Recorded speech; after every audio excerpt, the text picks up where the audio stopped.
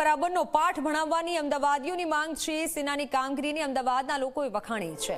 પાકિસ્તાનનો ખાત્મો કરી દેવાની લોકોની માંગ છે। લોકો માંગ કરી રહ્યા છે અને સેનાને સહકાર પણ આપી રહ્યા છે, વખાણ કરી રહ્યા છે સેનાની કામગીરીના।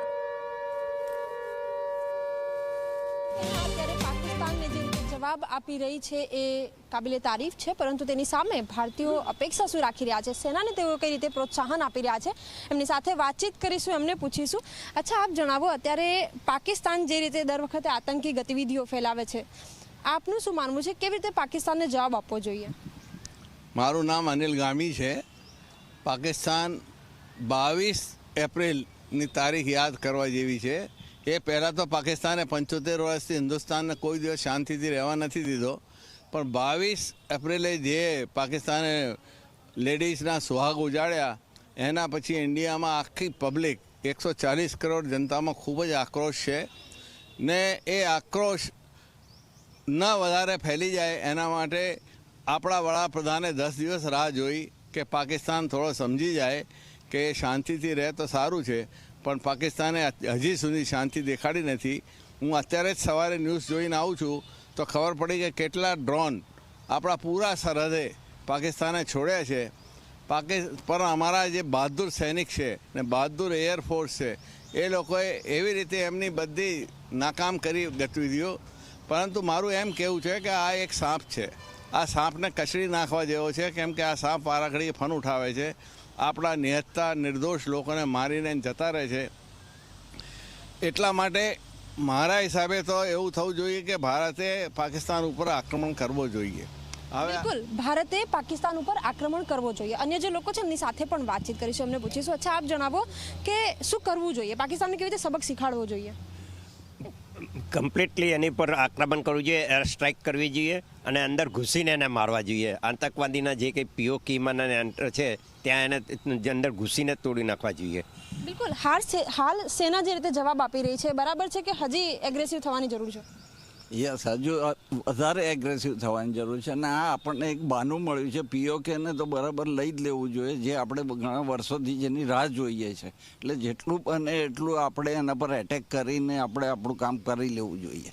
બિલકુલ દાદા, આપ જણાવો, કારણ કે ઘણા વર્ષોથી આપણે જોઈએ છે કે પાકિસ્તાન એને શાંતિ ક્યાંક ખપતી જ નથી, શું કરવું જોઈએ, પાકિસ્તાનને કઈ રીતે સબક શીખવવો જોઈએ? વર્લ્ડ વાઇઝ બધાનો સપોર્ટ લઈ અને પાકિસ્તાનને સાઈડમાં રાખી અને એનો નાશ થાય એવો પહેલો પ્રયત્ન કરવો જોઈએ, જેથી કરીને કાયમ માટે જે છે આતંકવાદ નાબૂદ થાય। કેવી રીતે નાશ કરવો જોઈએ? અત્યારે જે ઇકોનોમિકલી સ્ટેપ લીધા છે એ વધારે સારા છે, જેની અંદર જનતાનો નાશ ન થાય। બાકી તો ગવર્મેન્ટ પોલિટિકલી જે યોગ્ય લાગે એ હાર્ડ પગલાં લઈને પણ નાશ કરવો જોઈએ। બિલકુલ, જેવી રીતે એમણે કહ્યું કે જનતાને નુકસાન ન થાય, આપણે એ જ નીતિ ઉપર પણ ચાલી રહ્યા છે કે ત્યાંના જે સિવિલિયન છે એના ઉપર અટેક નહીં, પરંતુ પાકિસ્તાનને સબક શીખવાડવો પણ જરૂરી છે। શું કરવું જોઈએ? તમે સાચું કીધું કે જનતાને નુકસાન ના થાય એ આપણે અત્યાર સુધી ધ્યાન રાખ્યું છે, પણ હવે ધ્યાન રાખવાની જરૂરત નથી, કેમ કે એ લોકો આપણી જનતાને ખૂબ મારી રહ્યા છે। પાકિસ્તાનને સબક શીખવાડવા માટે મારો તો એક જ નિર્ણય છે કે પાકિસ્તાન ઉપર જોરદાર હુમલો કરીને પાકિસ્તાન નેસ્તનાબૂદ કરી નાખવું જોઈએ। સાથે સાથે જેટલા આતંકવાદીઓ છે સૌથી પહેલાં એમના ઘરે મિસાઇલ છોડીને ને એ આતંકવાદીઓના જેટલા ગઢ છે એ બધા ખલાસ કરવા જોઈએ। બિલકુલ, સેના છેલ્લા કેટલાય સમયથી આપણે જોઈ રહ્યા છે કે સતત મહેનત કરી રહી છે અને પાકિસ્તાનને સબક શીખવી રહી છે। આપ સેનાને કઈ રીતે જુઓ છો? બસ વોરથી જ સમાપ્ત કરવું જોઈએ અને પાકિસ્તાનને બરબાદ કરવું જોઈએ। બિલકુલ, દરેક જગ્યાએથી એક જ અવાજ આવી રહી છે કે પાકિસ્તાનને નેસ્તો નાબૂદ કરવું જોઈએ। અને અવાજ આવે પણ કેમ નહીં, કારણ કે હર હંમેશ એક જ અવાજ પાકિસ્તાન કરતું હોય છે અને એ અવાજ છે આતંકવાદ, અને આ આતંકવાદને ડામવાનો અત્યારે નિર્ણય ભારત સરકારે, ભારત સેનાએ કરી લીધો છે। કેમેરામેન ઉમેશ પરમાર। ભારતીય સેના એક બાદ એક પાકિસ્તાનને મુંહતોડ જવાબ આપી રહી છે. એવામાં ભારતીય જે નાગરિકો છે એવો સેનાના આ કામગીરીને કેવી રીતે વખાણી રહ્યા છે એમની સાથે વાતચીત કરીશું, એમને પૂછીશું. અચ્છા, આપ જણાવો, અત્યારે જે રીતે એક્શન લેવામાં આવી રહ્યા છે પાકિસ્તાન સામે, આપને શું લાગે છે કયા પ્રકારની કામગીરી થઈ રહી છે? જે પણ કામગીરી થઈ રહી છે એકદમ પ્રેસવર્ધી છે.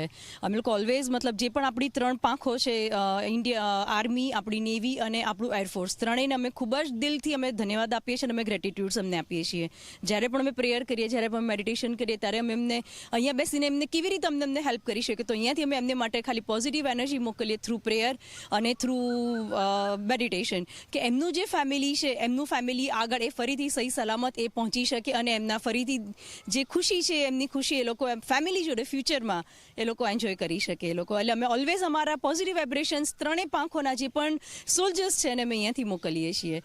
પ્લસ અમે એ પણ કહીશું કે આપણે ઇન્ડિયને કે જે મુસલમાનની જે પણ પ્રોડક્ટ છે, કે આપણે એમની જોડેનો બિઝનેસ હોય કે આપણો પ્રોફેશન હોય, તો એ એટલીસ્ટ આપણે કટ ઓફ કરવો જોઈએ. આપણે કે આપણે એમના બિઝનેસને આપણે અગર ઇન્વોલ્વ હોઈએ તો આપણે ત્યાં આગળ એને આપણે સ્ટોપ કરવું જોઈએ. બિલકુલ, આ દરેક સેના માટે ખૂબ મહત્વની વાત કે ભારતનો દરેક નાગરિક તેમની સાથે છે. અચ્છા, આપ જણાવો, કેવી રીતે પાકિસ્તાન સામે પગલાં લેવા જોઈએ? સૌથી પહેલાં તો હું ઓપરેશન સિંદૂરની વાત કરું છું, કારણ કે પહેલગામમાં જે હુમલા થયા હતા તો એમાં ઘણી બધી સ્ત્રીઓના જે નવા મેરેજ કરીને આવ્યા હતા તો એમના સિંદૂર ઉજાડી નાખ્યા હતા. તો સૌથી પહેલાં મોદી સરકારને સૌથી પહેલાં એ આભાર માનું છું કે તમે થેન્ક યુ ફોર આર્મી અને એ છોકરીઓને કે જેના સિંદૂર ઉજાડી નાખ્યા હતા, તો એને જસ્ટિસ મળવા માટે તો એ તમે ઓપરેશન સિંદૂર તમે કરાવ્યું તો ખૂબ ખૂબ આભાર. અને ઇન્ડિયન આર્મી અને જે આપણા દેશ માટે કામ કરતા હોય એમને હું ખૂબ ખૂબ આભાર કરું છું કે તમે છો તો અમે ભારતીય નાગરિક અહીંયા અમે જીવિત રહી શકીએ છીએ, શાંતિથી અને સલામત રહી શકીએ છીએ. અને હવે વાત કરીએ તો પાકિસ્તાનની, તો પાકિસ્તાન જે સરકારે જે પાણી બંધ કરાવ્યું છે તો બહુ ખૂબ જ સરસ કર્યું છે. હવે એ લોકો મને ચા અને ચાના દર્શાવે છે કે તમે ચા કરી દો, તો પાણી વગર તમે ચા બનાવી લેશો?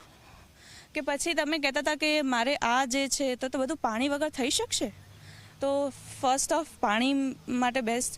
પછી અત્યારે ઘણા બધા આપણા જે ઇન્ડિયન નાગરિક છે, છોકરાઓ છે, છોકરીઓ છે, પાકિસ્તાનના એક્ટર્સના ફેન હોય છે, બટ ખરેખર કહું તો એ ના થવું જોઈએ, કારણ કે તો બી એ પાકિસ્તાનના જ ગણાય ને.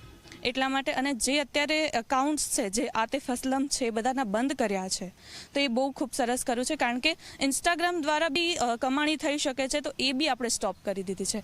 તો થેન્ક યુ. અને ભારત સાથે જે અમેરિકા હેલ્પ કરે છે, ફ્રાન્સ છે, ઘણા બધા કન્ટ્રી આપણા સાથે છે, તો એમના માટે બી હું એમ કહું છું કે થેન્ક યુ કે તમે અમારા સપોર્ટમાં છો. તો આ મને આ લાગે છે, તો મેં તમને કીધું. બિલકુલ, પાકિસ્તાન